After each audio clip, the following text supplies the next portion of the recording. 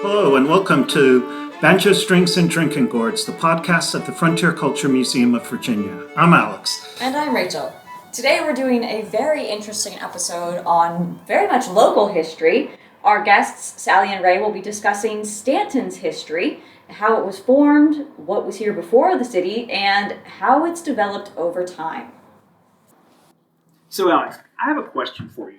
Way back in 1987, while you were at Sturber's Village, and you had to read a job ad for this little upstart museum called the Museum of American Frontier Cultures, I think it was called back then, and you read the city in which it was located. How did you, from New England, pronounce that city? I know exactly how I pronounced it. I pronounced it Staunton, and when I came down for my job interview, I think at the hotel, I said Staunton and was corrected right away that it was Staunton. That indeed it was Staunton. All right, and so it took a local no time whatsoever to correct you in pronouncing Staunton as opposed to Staunton. So one of the first things you learn when you come to Staunton is that it's not Staunton. You just need to ignore GPS, because GPS pronounces it Staunton. That being said, Staunton is named for Lady Rebecca Staunton, who was the wife of Virginia Governor William Gooch on April 21st, 1749. One possible story how the town has got its name was that during the Civil War, Staunton was pronounced Staunton, so townsfolk would be aware of people who were out-of-towners pronouncing it Staunton, aka Yankees, and then they would be apprehended. Now, the most logical, though, explanation comes from Carol Lyle, a longtime Staunton resident who wrote an article for the Augusta County Historical Bulletin in 1974.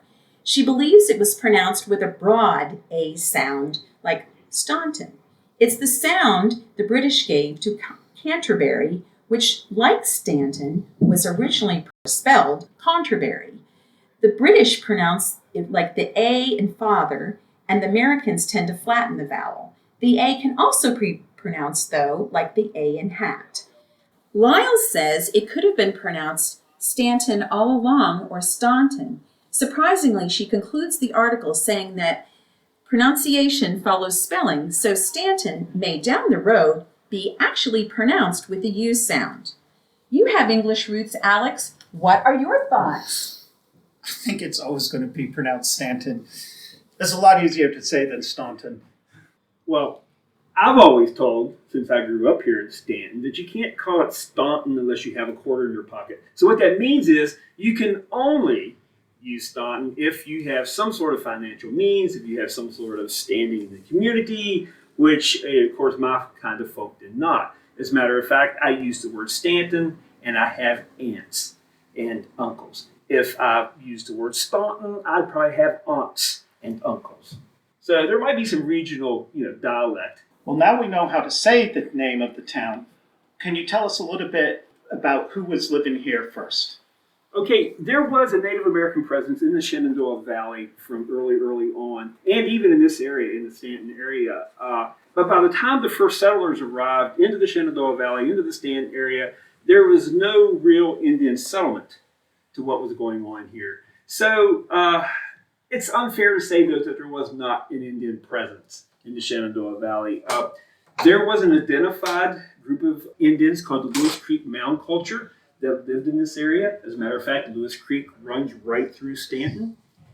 What we see from the archaeological evidence of this mound culture is that it probably ended sometime in the mid-eastern woodland period.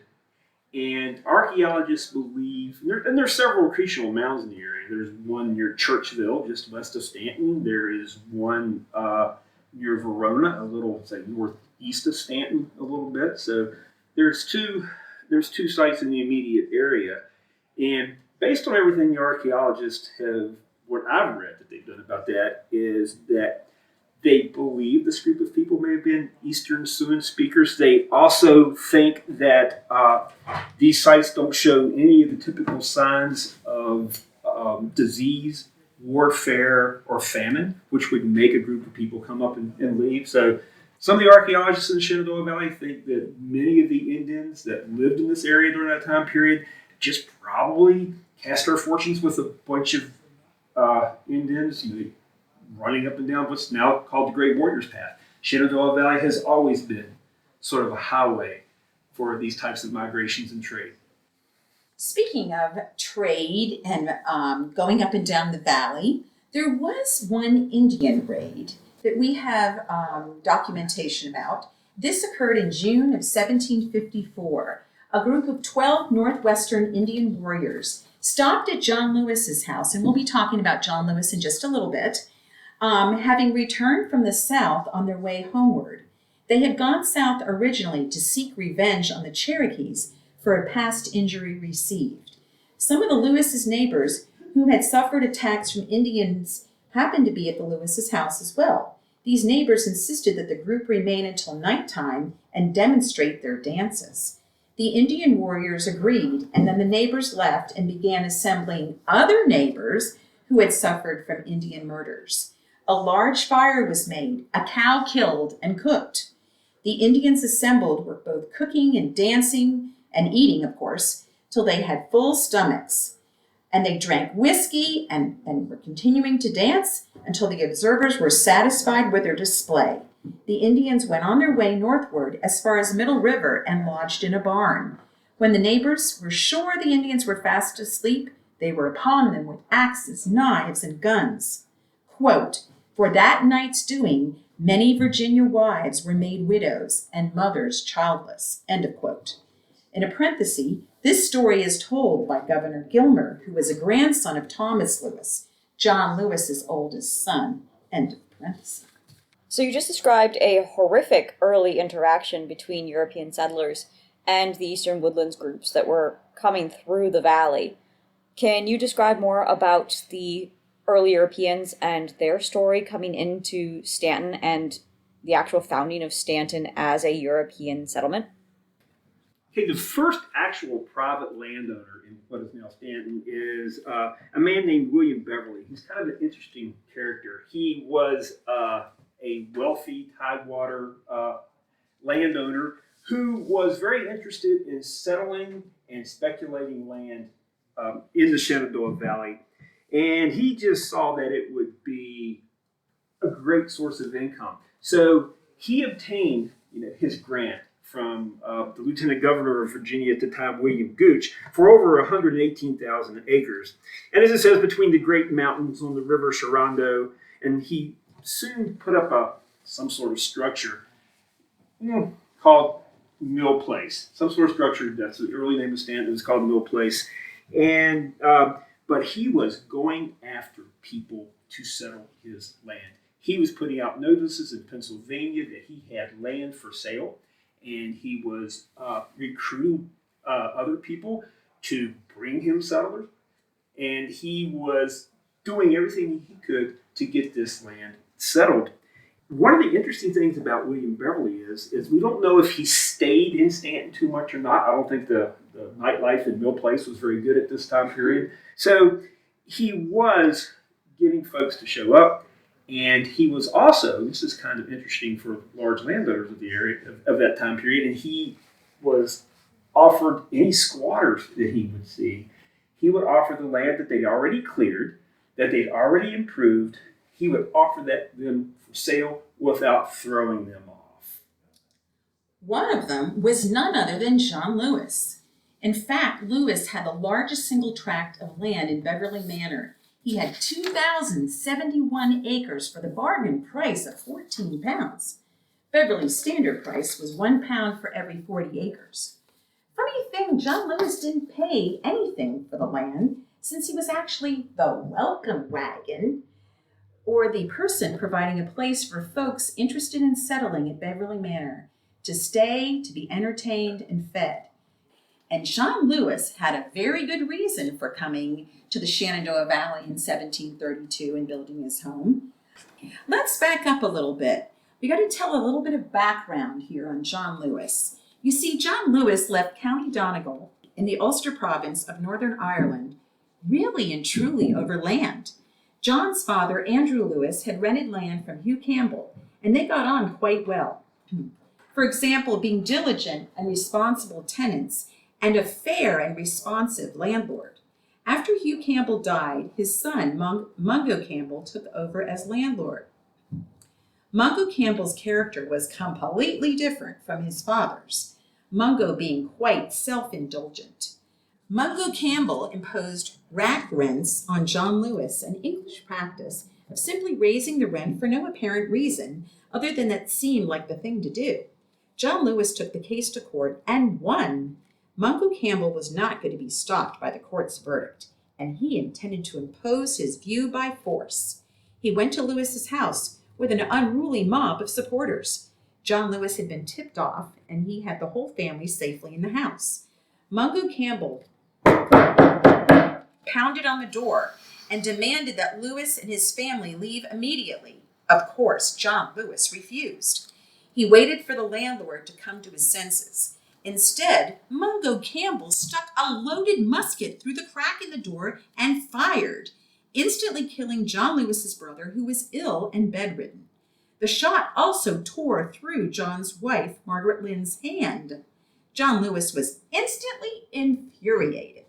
He opened the door, ran outside with a shillelagh in hand, and split open Mungo Campbell's skull. Without their leader, the mob left. Knowing there would be no justice for a tenant in Ireland going up against a landlord, John Lewis knew he must flee for his life.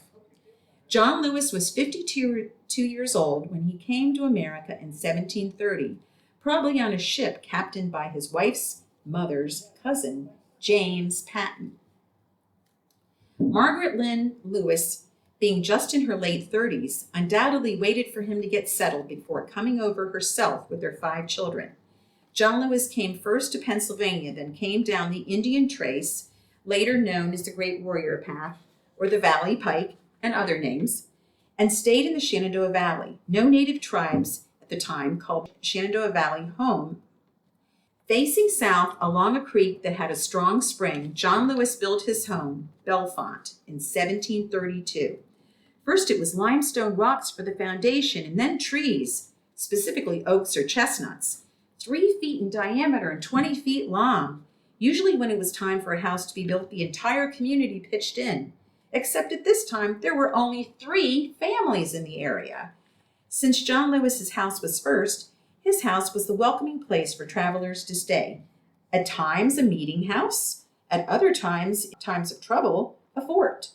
John Lewis also built a mill on Lewis Mill Creek, which of course was later known as Lewis Creek. John Lewis was the original Justice of the Peace from 1745 to 1752, or perhaps a little longer. Now there's another person that comes into the play here that we need to include, and that is none other than James Patten. He was from County Donegal in Ulster. He was the son of a shipbuilder and spent most of his life at sea. As captain of one of his father's ships, he brought immigrants from Ulster to America and returned to Ireland with cargoes of tobacco and furs. By the 1730s, he had made 25 crossings over the Atlantic Ocean, and in 1738 he made his last, bringing his family with him. James Patten, at age 50, had decided to leave the sea and claim acreage for himself and his family in the Shenandoah Valley.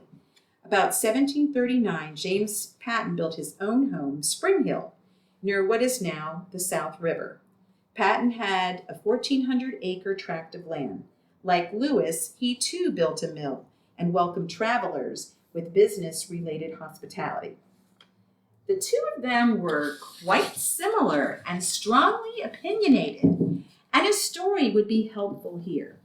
I've read this account from several books. Reverend John Craig, who was the pastor for both Augusta Stone Church and Tinkling Spring Church, said he could not get along with both men at the same time. Something happened between the 2 men involving which one should be highest in commission and power for the area. For more than 12 years, the good Reverend mentioned he could not bring them to friendship with each other, nor could Reverend Craig be friends with both of them at the same time. They were 2 influential people, very influential in his congregation. So Augusta County society became divided into 2 camps, John Lewis or James Patten. In 1745, Patten was preferred for military matters, and Lewis was the elder statesman. Now, on to John Lewis's children and their contributions to the shaping and making of Staunton. Thomas Lewis was the eldest. He was very nearsighted, so didn't go adventuring alone. He, along with his younger brother Andrew, were trained surveyors. Thomas excelled in mathematics. From 1745 to 1778, Thomas was commissioned as a county surveyor. This was extremely important and influential. Thomas Lewis was the surveyor in 1747 and 1748 who was tasked with laying out the formal grid plan of Staunton. Andrew Lewis, the second child, was not only a surveyor, but he was also the son who would be off in the woods looking for game and exploring. He ended up being a general and was a contemporary of George Washington. He was the general at Point Pleasant in present-day West Virginia trying to fight off the Indians. This battle has at times been mentioned as the first battle of the American Revolution. As a surveyor, Andrew Lewis is the one who surveyed New Street in Staunton. Though John Lewis and Margaret Lynn Lewis did have 6 children altogether, we mention the 2 above because of their influence on Staunton. Both Thomas and Andrew were delegates to the Virginia Convention, having learned growing up that it was expected and important to be involved in public affairs.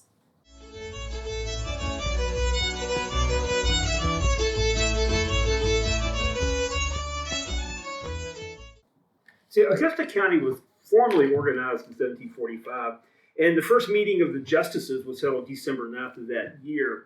And what's very interesting about this is let's listen to who some of these justices are. Some you may have heard of already. And this is extremely important for a lot of different reasons. Number one is that suddenly you had a bunch of people who, when they were in the north of Ireland, as most of these were socially and economically ineligible to hold land, to own land, to hold office.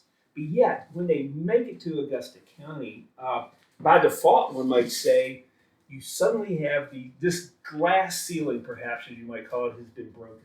For example, when Augusta County was formed on December 9, 1745, the first justices were James Patton, as you've already heard about, Thomas Lewis, also son of John Lewis, John Lewis himself.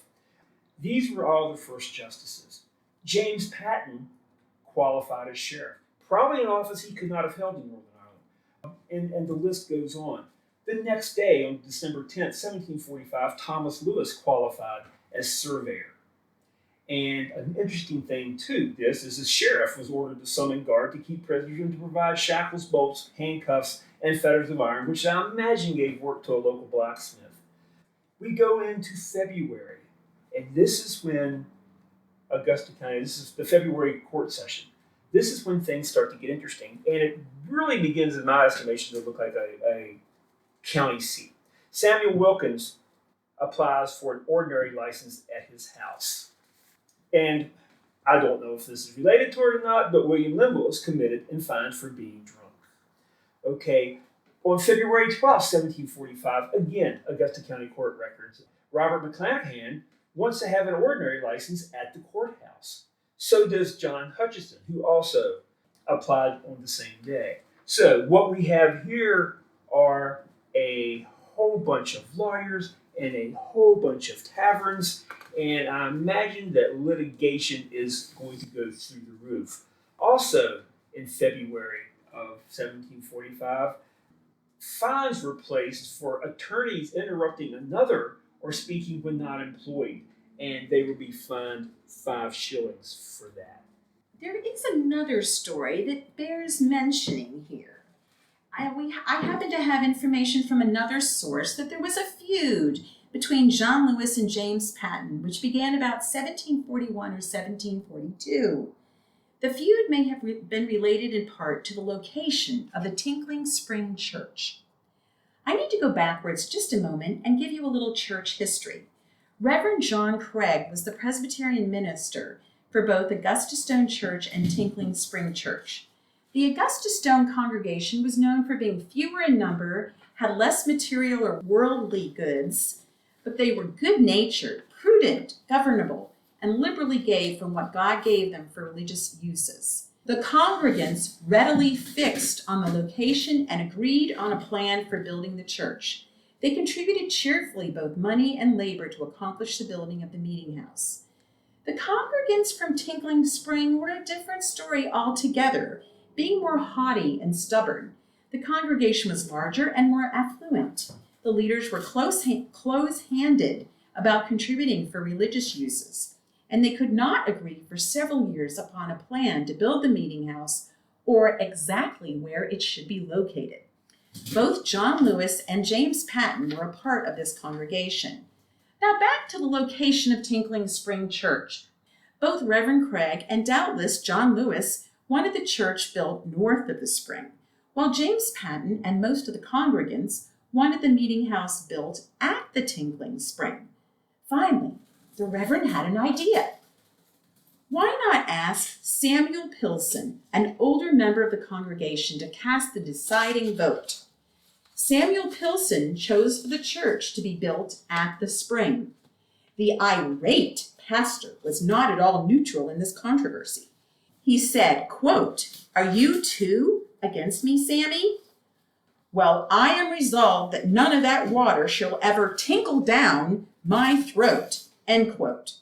Reverend Craig kept his word.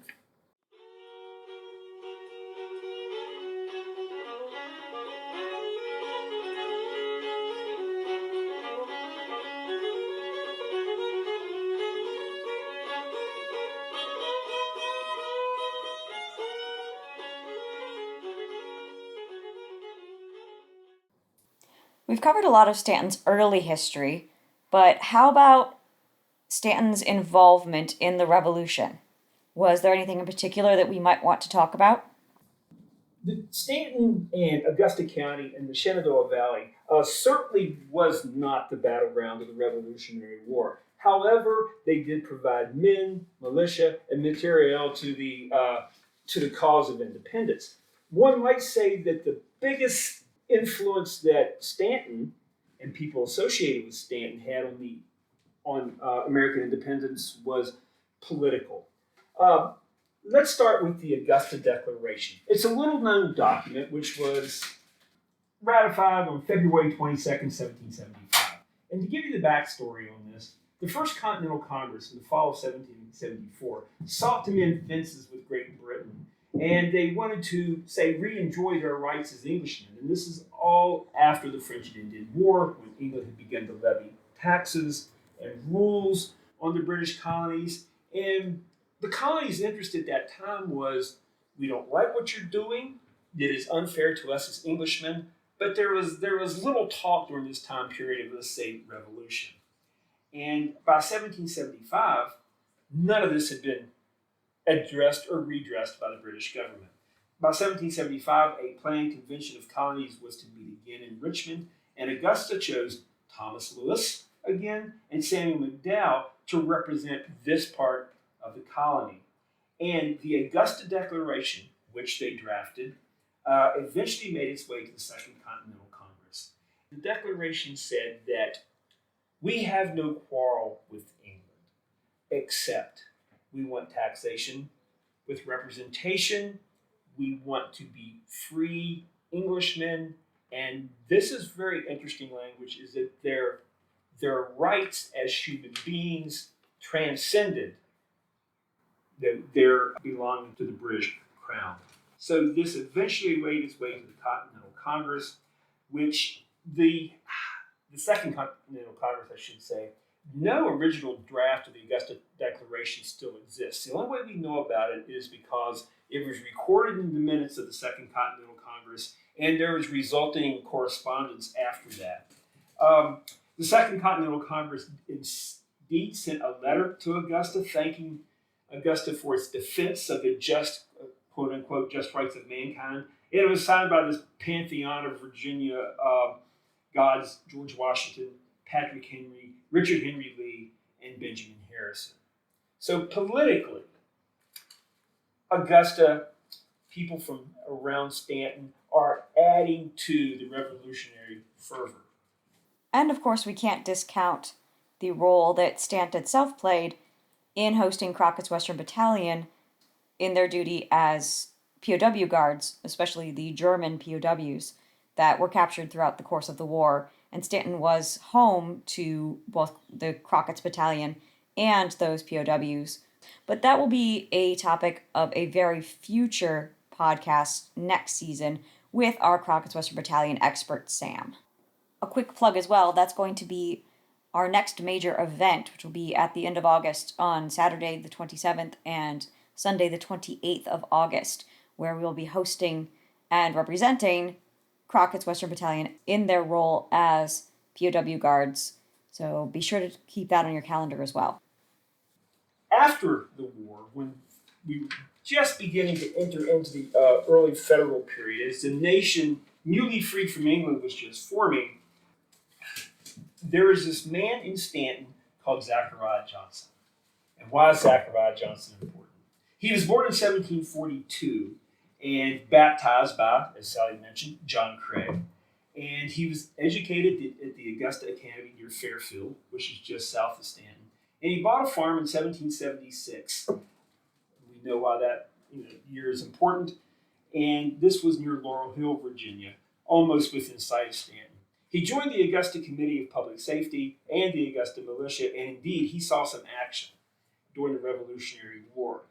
But he was most influential when he was elected to the House of Delegates. And there's two things that stand out about Zachariah Johnson. He was a fervent supporter of religious freedom, like Thomas Jefferson and James Madison. Indeed, he was one of the top three representatives in Virginia to champion that. So the General Assembly created the Committee on Religious Freedom, and Johnson was chosen to make sure that all Americans. Let me back up a little bit. That the Jefferson, the author of the Statute of Religious Freedom, had to leave to fulfill his duties in France. So he left responsibility for passing the Statute of Religious Freedom to Zachariah Johnson. Zachariah Johnson was instrumental in getting it passed in 1786. And he has a great quote about this.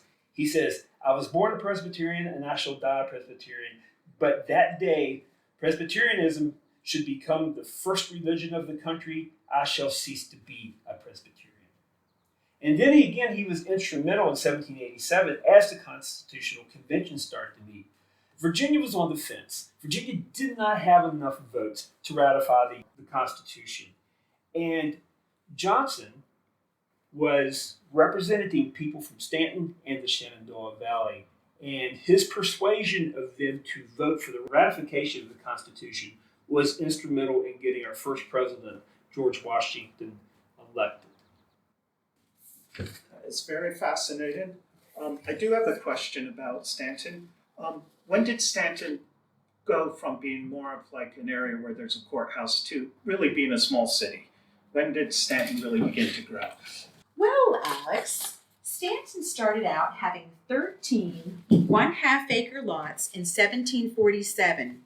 So moderate was the expectation in regard to the town. 31 1/2-acre lots were added in 1748. The surveyor who laid out the original grid plan was Thomas Lewis. The streets laid off and named include Johnson Street, Beverly Street, Frederick Street, all three running east to west, with Augusta Street, Water Street, now Central Avenue, and Lewis Street running north to south. In 1787, merchant Alexander St. Clair deeded 25 acres west of the Augusta Parish Church to the town. This area came to be known as Newtown, to differentiate it from the original plots, or Old Town. Newtown streets and lots were grouped around a central square. The streets were named Washington, Madison, Fayette for Lafayette, and Jefferson, all named for heroes of the recent war. Church Street was, of course, named for the Augusta Parish Church, and St. Clair for the benefactor, and lastly, Federal for the new nation. An interesting item to mention here, there was a bitter feud, again, between the boys of Old Town and Newtown. Trinity Episcopal Church was the boundary or dividing line between both groups of young men. The worst thing a boy from Newtown could be called is a Newtown tacky. Now, another addition, that came into the Staunton and was involved with how Staunton was growing was the corner of Beverly Street and Coulter Street. That was called Gospel Hill in the 1790s. A blacksmith by the name of Samson Egan had a shop there and held Methodist meetings there at his shop. Then there was another addition to the town. In 1803, Judge Archibald Stewart gave land north of the town. Once it was developed into streets and lots, it of course became known as the Stewart Addition. There is a story about the northern end of the Stewart Addition.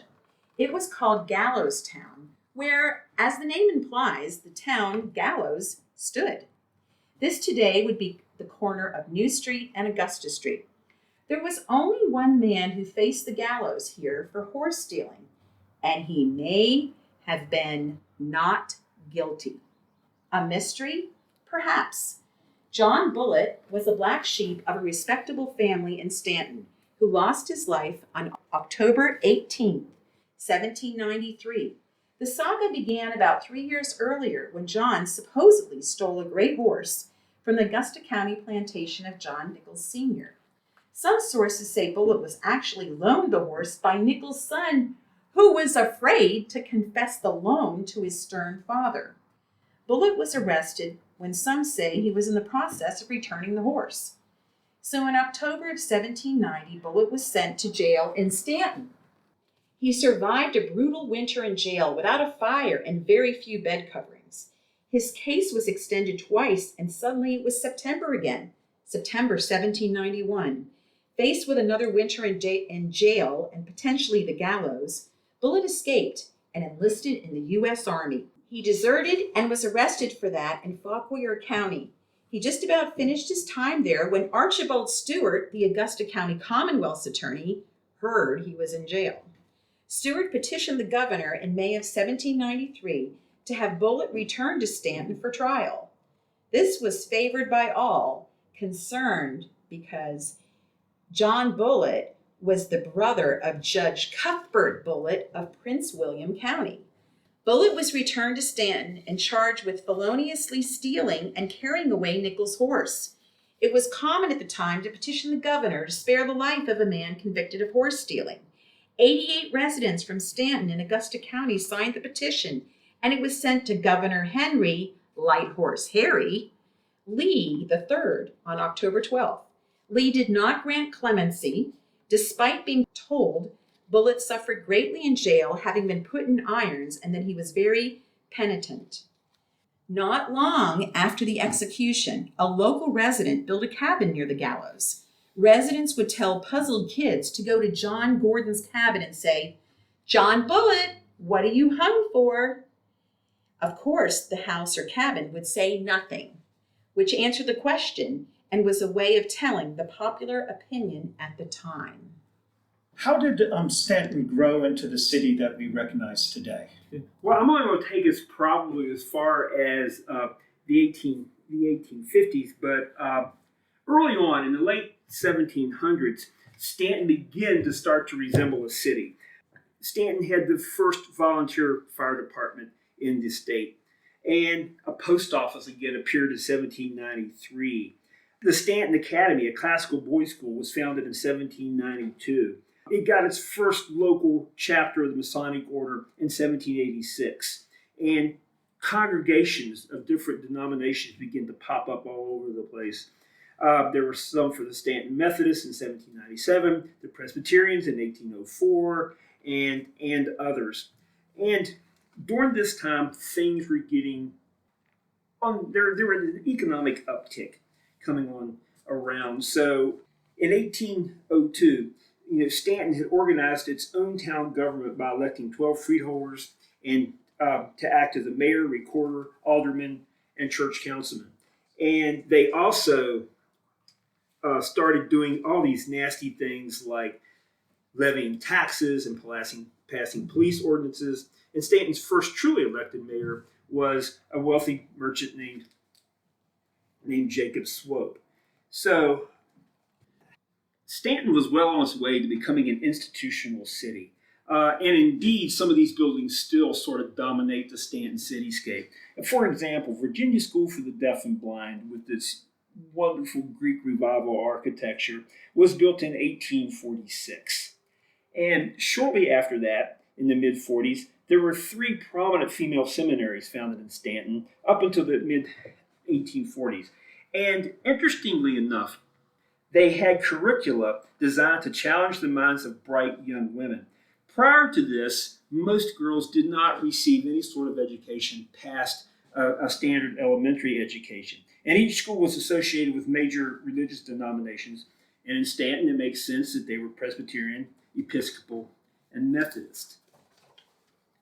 The final institution that Staunton was involved in was the Peculiar Institution. Some historians say that by as early as 1800, 25% of the population in Staunton was African American. And imagine a small town like Staunton, where 1/4 of the population is enslaved or doesn't have the same rights as other people around them. You can imagine how dependent the economy of Staunton was on these folks. Were there huge slave owners in the Shenandoah Valley? Some. Were there huge ones in Augusta County? Some. But most slave owners during this time period owned 1 or 2 slaves. And their main source of income with this was to rent these slaves out on an as-needed basis or for large contracts. So Staunton did have slaves, and slavery thrived in the little town of Staunton up until then.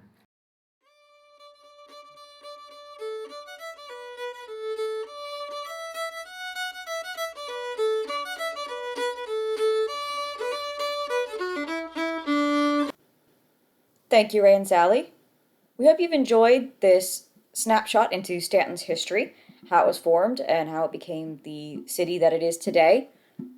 If you've enjoyed this episode, be sure to subscribe to Banjo Strings and Drinking Gourds wherever you get your podcasts.